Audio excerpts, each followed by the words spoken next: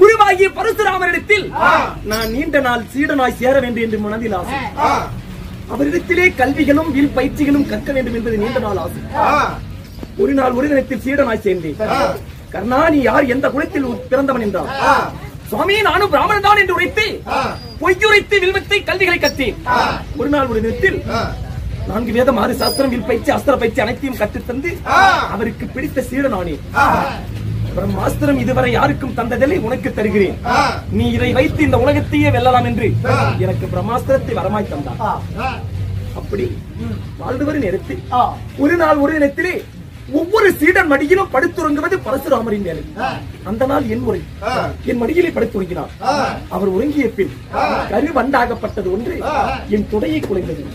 ஒரு பக்கம் துளைத்தப்பட்டு மறுபக்கம் துளையிட்டு பறந்து ஓடியது. என் துடையிலிருந்து குருவியினும் ரத்தம் வெள்ளம் ஆறு போல் கொட்டியது. அப்ப குருவாகிய பரசுராமர் மேனியிலே ரத்தம் பட்டு நித்திரை கலைந்து திடுக்கிட்டு எழுந்தார். கர்ணா, நீ யார்? உண்மையை சொல். பிராமணனுக்கு ரத்தமாகாது, பிராமணனாய் இருந்தால் மாபெரும் வலியை தாங்க இயலாது. நீ யார்? உண்மையை சொல் என்றார். சுவாமி, கங்கை நதியிலே தங்க பேலையிலே வந்தவன் நான். என்னை பெத்த மகராசி ஆற்றிலே வீசி எறிந்துவிட்டார். நான் எந்த குலத்தில் பிறந்தவன், எவருக்கு மகன் என்று எனக்கு தெரியுமா? தங்களிடத்திலே சீடனாய் சேர்ந்து பயிற்சி கற்க வேண்டும் என்பது நீண்ட நாள் ஆசை. ஆகவே பொய்யுரைத்து வில்வத்தை கற்றேன், கல்விகளை கற்றேன் என்று உரைத்தேன். அட பாவி, பிராமணருக்கு மட்டும்தான் வில்வத்தை கட்டு தருவதாக அன்று வில்லை உடைத்து வந்தவன். நீ யார், எந்த குலத்தில் பிறந்தவன் எனக்கு தெரியாது. என் சத்தியத்துக்கு பங்கம் தேடி தந்து விட்டார். அதனால் உனக்கு சாபம் கொடுக்கிறேன். இதுவரை நான் கற்ற கல்வித்தை எல்லாம் உனக்கு மறக்கட்டும். கற்றுத்தந்த கல்வி மறக்கட்டும். நின்னிடமிருந்து பெற்ற பிரம்மாஸ்திரம் மறக்கட்டும். உனக்கு உதவாது போ அப்படின்னு சபித்தார். 1வது சத்ரு ஓதி வைத்த வாதியார் குரு பரசுராமர். 2வது சத்ரு என் தாயாகி குந்திதேவி. கண்ணே மகனே முத்தே என்று என்னை அன்போடு பாண்டவரை வளர்த்தது போல் இந்த பாவியை வளர்த்திருந்தால் இந்த பாவிக்கு இந்த நிலைமை ஏற்பட்டிருக்கிறது. கங்கை நதியிலே தங்கப்பேலையிலே தண்ணீரை வீசி எறிந்தார். சற்று நேரத்துக்கு முன்னே அர்ஜுனன் மேனியில் அரவக்கணையை ஒருங்கிணைக்கு மேல் மறுகனை தொடுக்கக்கூடாது என்று சத்தியங்களை பெற்று சென்றிருந்தார். 2வது என் தாய் குந்திதேவி. 3வது முனிவர் வந்த சாபம். தன் தேர்கால் சக்கரத்தினால் ஒரு அந்தனர் மகனை கொண்டு விட்டு எதிர்பாராத விதமாய், அடே அர்ஜுனா, எந்த தேர்கால் சக்கரத்தில் மகனை கொன்றாயோ அதே தேர்கால் சற்று நேரம் ஓடாத போகட்டும் பிடி சாபம். என்றாயிருந்தாலும் உன் தேர் ஒரு நாள் ஓடாமல் போகட்டும் அப்படி என்று சபித்தார். இதோ தேர் மண்ணிலே புதைந்தது. தேரை விட்டு கீழே இறங்கினேன். இறங்காமல் இருந்திருந்தால் அர்ஜுனன் என் மீது பானம் தொடுத்திருக்க மாட்டான். 3வது முனிவர் வந்த சாபம். 4வது நான் வளர்த்திய நாகபானம். ஒரு தினம் அன்று காண்டாவனத்திலிருந்து என் பாதம் வந்து அபயம் என்று விழுந்த நாள் முதல் ஒரு கிணத்திற்கு ஒரு கிண்ணம் பால் முதல் 1000 கிண்ணம் பால் ஊற்றி வளர்த்தி வந்தேன். பால் உண்ட வீட்டுக்கு பாதகம் நினைக்க மாட்டேன், சோறு உண்ட வீட்டுக்கு துரோகம் நினைக்க மாட்டேன், நான் முண்டக வீட்டுக்கு ரண்டகம் நினைக்க மாட்டேன் என்று வந்தது. எதிர்பார்த்திருந்த தருணத்தில் அர்ஜுனன் மேனியில் குய்தொடுத்தேன். அர்ஜுனன் சிரத்தை அறுத்துவா என்று அனுப்பினால் அர்ஜுனன் சிரத்தில் இருக்கும் மணிமகனத்தை கொண்டு வந்தது. 4வது நான் வளர்த்திய நாகபானம். 5வது ஜல்லியன்.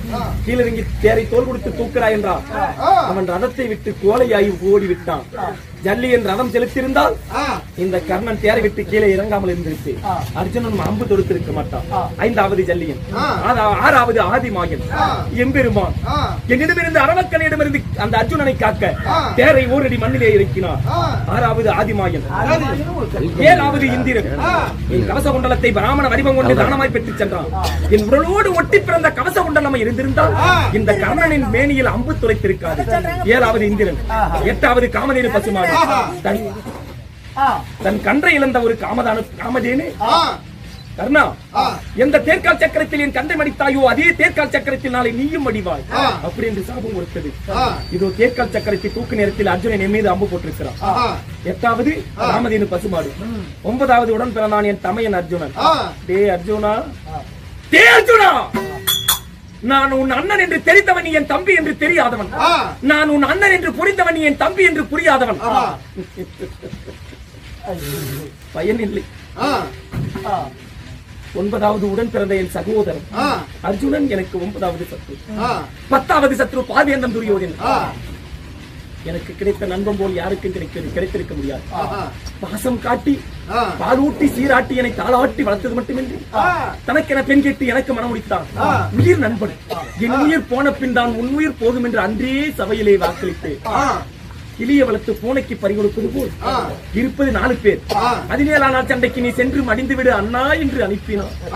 எனக்கு கிடைத்த நண்பன் போல் யாருக்கும் கிடைத்தது. பகைத்தவர் ஒன்று கூடியனை படுகளத்திலே சாய்த்து விட்டார்.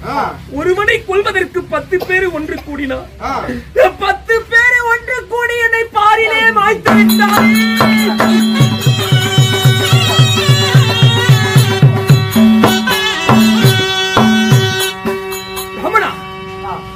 கடைசி நேரத்தில் என் வாயில் இல்லை என்ற சொல் வராது. என் மேல் இருக்கும் விலை உயர்ந்த பொன் ஆபரணங்கள், என் முத்து கிரீடம், தங்க கிரீடம், என்னுடைய ஆடை அணிகலங்கள், என் தங்க ஆடை அணிகலங்களை உங்களுக்கு நான் தாரை பார்த்து தரவா தானமாக? இவையெல்லாம் வேண்டாம். வேண்டாம். இதுவரைக்கும் நீ எந்த தான தர்மம் செய்தாய் அதுவே எனக்கு தாரவாத்து கொடுத்தால் போதும். இதுவரை நான் செய்த தர்மத்தை உங்களுக்கு தாரை பார்த்து தரவா? என் உடலில் குருதி எனும் ரத்தம் ஓடுகிறது. அந்த ரத்தத்தில் அறம் எனும் தர்மம் இருக்கிறது. அந்த தர்மத்தை உங்களுக்கு நான் தாரை பார்த்து தர வேண்டும். அப்படி தாரை பார்த்து தருவதாயிருந்தால் என் கண்கள் இருளுகிறது, காது அடைக்கிறது, எனக்கு தண்ணீர் தாகம் ஏற்படுகிறது. என் தாகத்தை தீர்த்திரானால் உங்களுக்கு நான் தானம் அளிப்பேன். நீ உலகில அன்னதானம் கொடுத்திருக்கிய கண்ணா, அன்னதானம் அழைத்ததுண்டா? 32 தானங்கள். அதிலே மிக சிறந்தது அன்னதானம். அன்னதானம், சொர்ணதானம், அன்னதானம், வஸ்திரதானம், பூதானம், கோதானம், செல்வதானம், கன்னிகாதானம், ஆடைதானம், மாங்கல்ய தானம். 31 தானம் செய்திருக்கிறேன். அன்னதானம் அளிக்கவில்லையே. பெத்தவளும் கங்கனவிலே தங்கப்பெட்டியிலே வீசெறிந்து போய்விட்டார். கட்டியவளும் முந்தானி மீது கரம் பட்டதனால் முளம் போட்டு கிழித்தெறிந்து போய்விட்டார். நான் ஆண்மகன் வரும் பாடி பரங்களுக்கு எப்படி அன்னம் சமைத்து பரிமாற முடியும்? அன்னதானம் அளிக்கவில்லை. அன்னதானம் அளிக்கவில்லை என்றாலும் அன்னதானம் அளிக்கப்பட்ட வீட்டையாவது காட்டுகிறிய கண்ணா? காட்டிருக்கிறேன். எந்த விரலால் காமித்தார்? என் நாள் காட்டி வரலாம். அதே விரல உன் நாவி நல்வை ஜலம் உண்டாகும். ஆகபடி தீர்ப்பாய் கண்ணா. இப்படி துணிகள்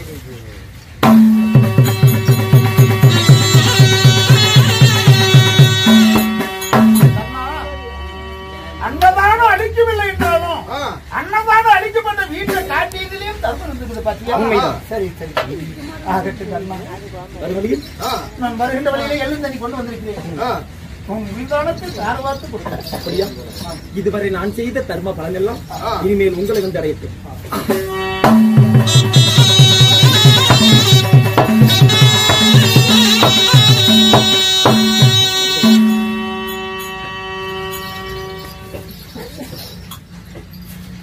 ஆறு போல் ஓடும் ரத்த வெள்ளம், மலை போல் சுமைந்து கிடக்கும் பிணக்கூட்டம், இத்தனையும் தாண்டி ஒரு பிராமணரால் எப்படி வரைகிறோம்? ராமணருக்கு மாமிசமாகுமா? ராமணருக்கு ரத்தமாகுமா? வந்தவர் பிராமணரே அல்ல. இவர் பிராமணரே அல்ல.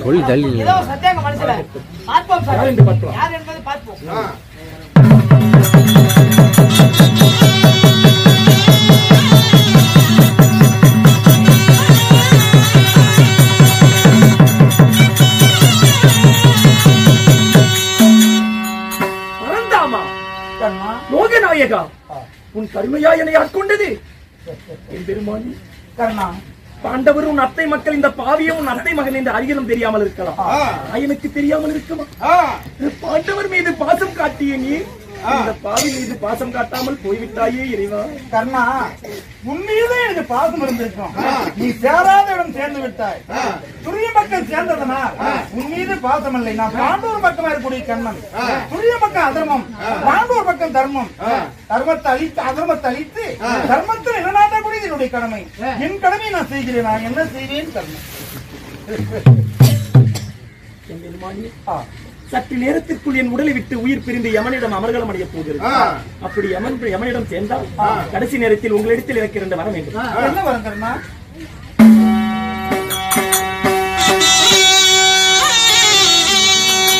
ஐயா மாட்டு நல்லா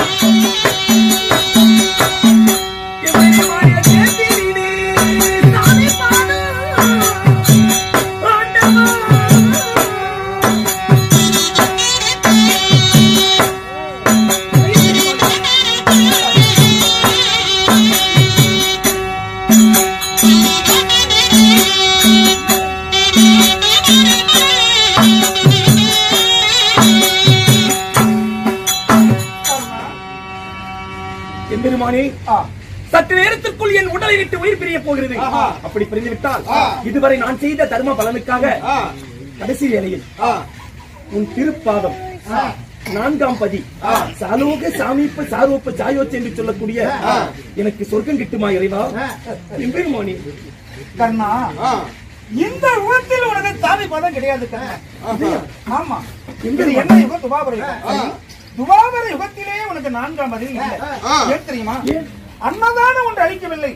அன்னதான அளிக்காத காரணத்தினால் இந்த யுகத்தில் உனக்கு 4ஆம் பதவி இல்ல. அடுத்த யுகம் துவாபர யுகத்துக்கு அடுத்த யுகம் கலியுகம் இருக்கிறது. கலியுகத்திலே காசி நகர் சென்று நீ சிறுகுண்டபத்தனா பிறக்கணும். இந்த பாவிக்கு இன்னொரு ஜென்மம் இருக்கிறது. உண்மைதான். உன் மனைவியாகி பொன்னுரி வெங்காட்டு நங்கியால பிறக்கணும். உன் மகனாகி விஷ்ணுகேது வீரனாக பிறந்து அந்த 1000 மரங்களுக்கு அன்னதானம் அளிக்கிறது ஆலாசு மணி ஒன்று கட்டி 1000 பேருக்கு நீ அன்னதானம் கொடுத்தாய். ஆனால் உனக்கு தாராபோ தாய் உச்சா ஜாருச்சி என்ன சொல்லக்கூடிய 4ஆம் பதி கிடைக்குமே தவிர இந்த யுகத்தில் உனக்கு 4ஆம் பதி இல்லை கர்மா.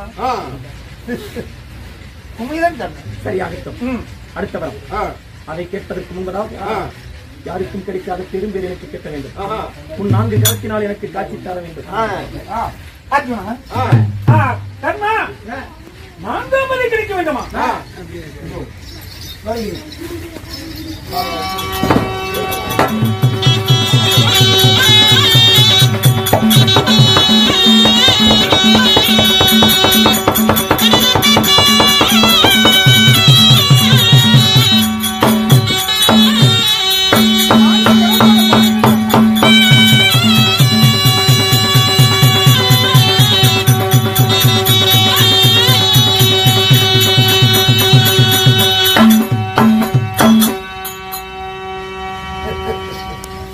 யாருக்கும் கிடைக்காத பெரும் பேர் என்னை எதிர்ப்பதா புதைப்பதா தகன செய்வதா இருந்தால் முதலில் உன் சிவந்த கண்களினால் இருந்து வரும் கண்ணீராலின் திருமேனியை அபிஷேகம் செய்யணும்.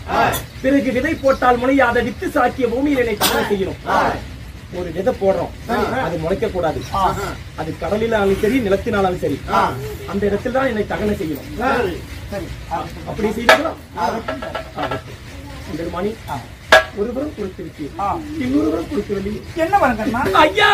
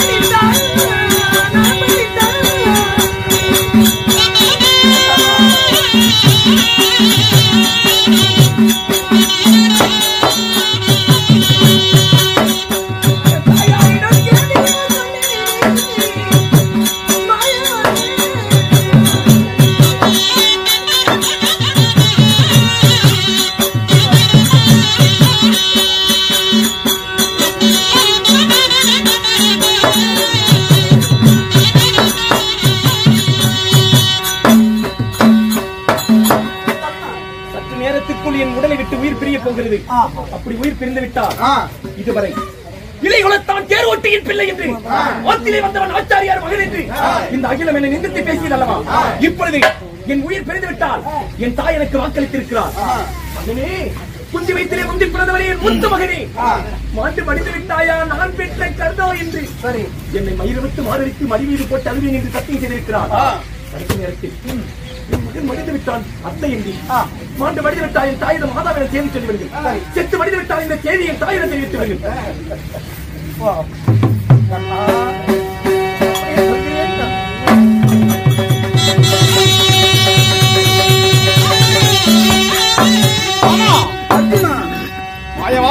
கல்லோட கண்களை அம்பு துளைத்தும் சரி, கர்ணனுடைய உயிர் பிரியவில்லை. அப்படியா? இது கடைசி ஆஸ்திரம். அப்படியா? ஒரே ஆஸ்திரத்தின ஒரே கணை எடு. அப்படியா? ஆமா. அப்படியா? அந்த கணையினால மடிந்து அந்த கர்ணனோட உயிராகப்பட்டது பிரிய வேண்டும். தொடுத்தாரு தொடுத்தாரு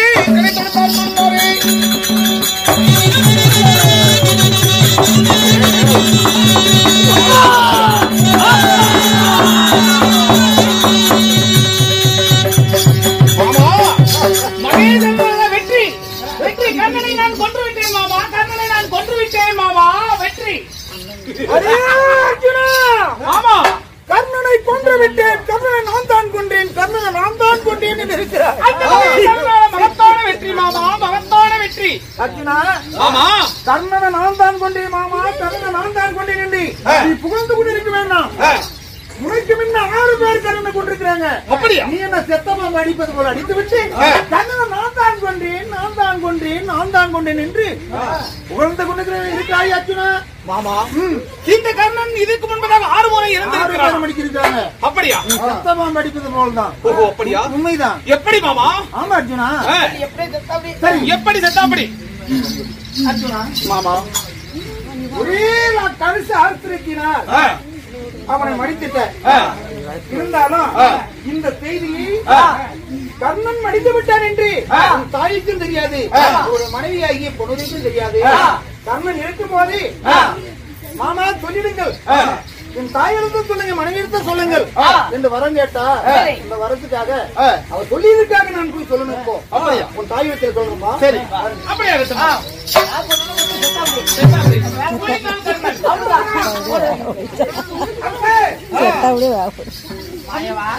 மகன் மடிந்து விட்டானம்மா ரணகளத்தில்.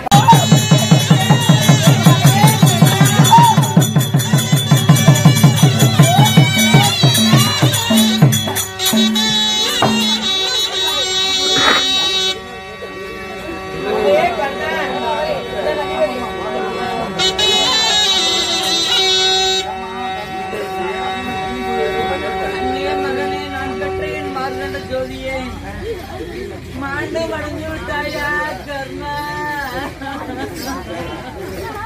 மகனே கர்ணா, இந்த குந்தி வயசுல முந்தி பிறந்தவனே என் கர்ணா, நீ மாண்டு மடங்கி விட்டாயா?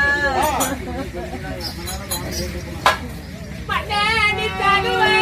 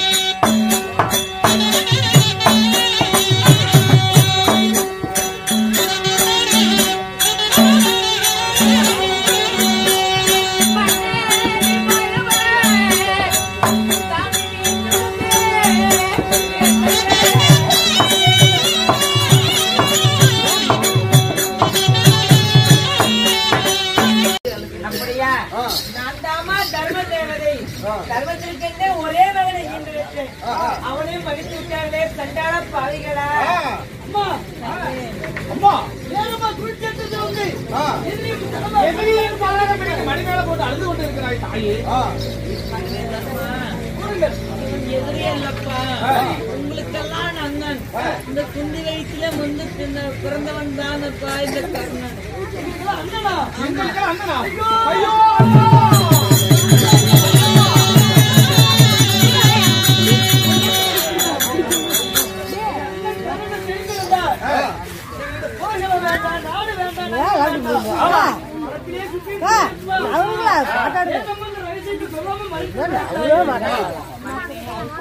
அதாவது 10 நாள் பாரத போர் சமரா யுத்தகாலம் முடியும் வரையிலும், அதாவது என்னுடைய மகன்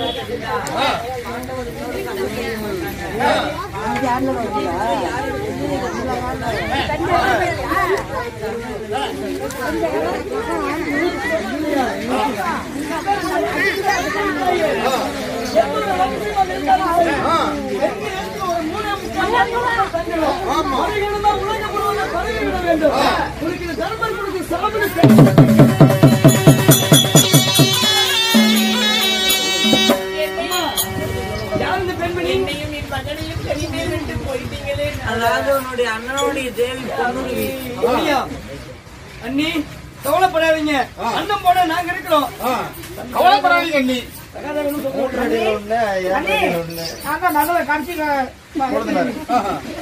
தயவு செய்யுங்க.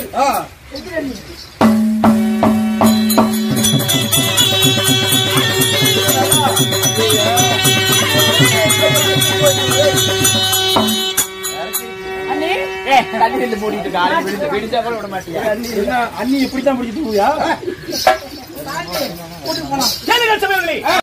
கண்ணன் சென்னை கண்ணன் முத்தி மோச்சம் என்று சொல்லக்கூடிய நாடகம் இத்துடன் முடிவடைகிறது. பார்த்தவர் கேட்டவர் ரசித்தவர் எங்கள் கலைக்குழுவின் சாரக்கம்.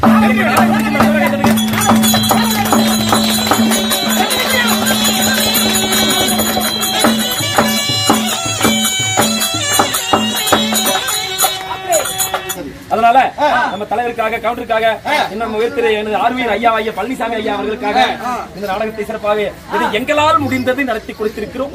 இது ஒரு யாதொரு குறைகள் பிறைகள் இருந்தாலும் உங்கள் குழந்தை போல மன்னிக்குமாறு அன்பு வணக்கத்தை தெரிவித்துக் கொண்டு மீண்டும் ஒரு வாய்ப்பளித்து எங்களுக்கு ஆதரவு தருமாறு உங்கள் அனைவரையும் வேண்டி விரும்பி கேட்டுக் கொள்கிறோம். எங்கள் நாடகத்தை சிறப்பிக்க வருகின்றிருக்கும் ஆர்வீர் மைத்துனன் எனது மச்சான் ஆகிய பிரபு மச்சானுக்கு சிறந்த நம்ம கலைக்குழுவின் சார்பாக மீண்டும் ஒரு முறை மனமார்ந்த நன்றியை சமர்ப்பணம் செய்து எங்கள் நாடகம் முடிவடையுது. அனைவரும் அவரவர் வீடு செல்லலாம். மீண்டும் சந்திப்போம். இன்னும் எங்கள் நாடகத்தை கண்டு ரசிக்க வேண்டும் என்றால் இன்னும் அதாவது அக்கினி புயல் யூடியூப் சேனலை சப்ஸ்கிரைப் செய்யுங்க, லைக் செய்யுங்க, பெல் பட்டனை பிரஸ் பண்ணுங்க. அனைவருக்கும் நன்றி. நன்றி வணக்கம். அக்கினி புயல்